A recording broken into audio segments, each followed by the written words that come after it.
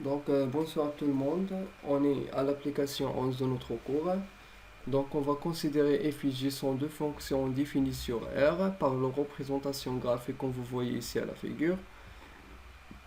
Et après, on va faire la résolution graphique de ces inéquations-là.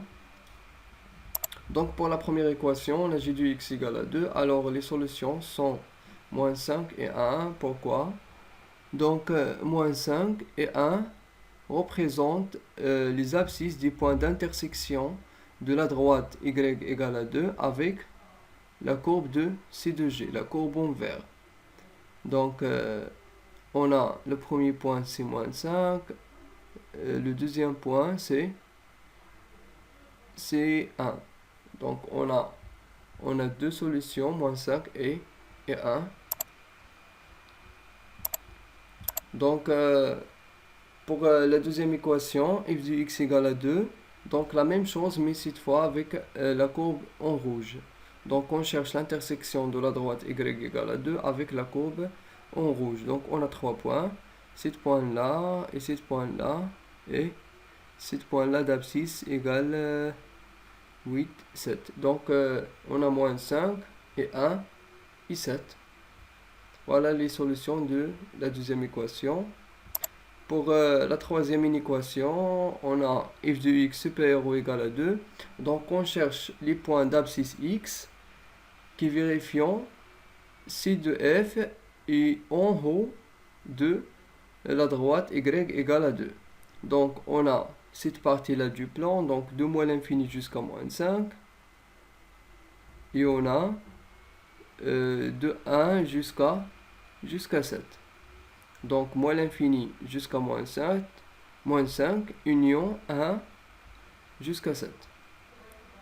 Donc, ce sont les solutions. Pour la quatrième inéquation, g de x est inférieur à f de x.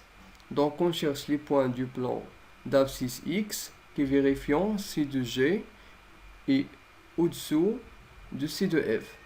Donc, on a cette partie-là de moins l'infini jusqu'à moins 5 et on a cette partie là, donc voilà, donc de 1 jusqu'à 9 au vert. Pourquoi au vert? Car on a l'inégalité strictement, on a strictement g de x inférieur strictement à f de x.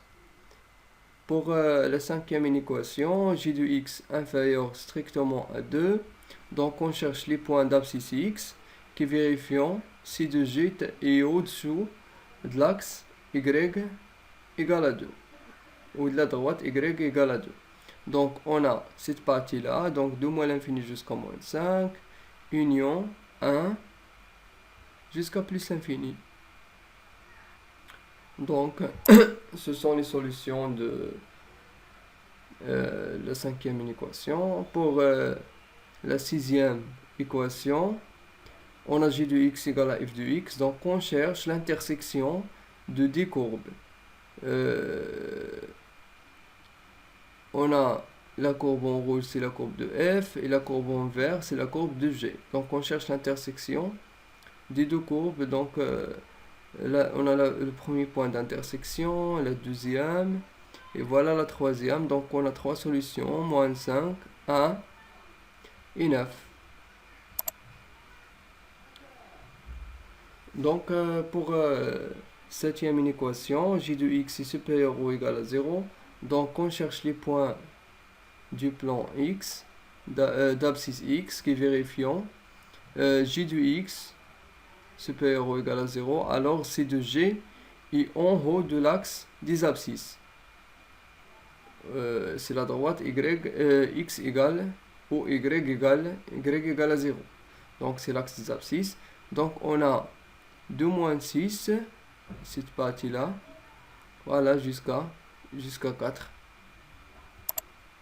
Donc moins 6, 4. On a ou égal, donc on prend l'intervalle fermé. Pour la dernière inéquation, g de x supérieur ou égal à f de x, donc on cherche les points d'abscisse x tels que la courbe c de g est en haut de la courbe C de f. Donc on a cette partie-là. Donc moins 5 jusqu'à 1. Et on a cette partie-là. Voilà, de 9 jusqu'à plus l'infini. Donc moins 5, 1.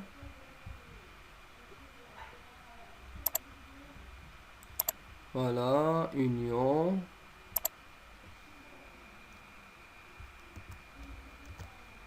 Neuf plus l'infini.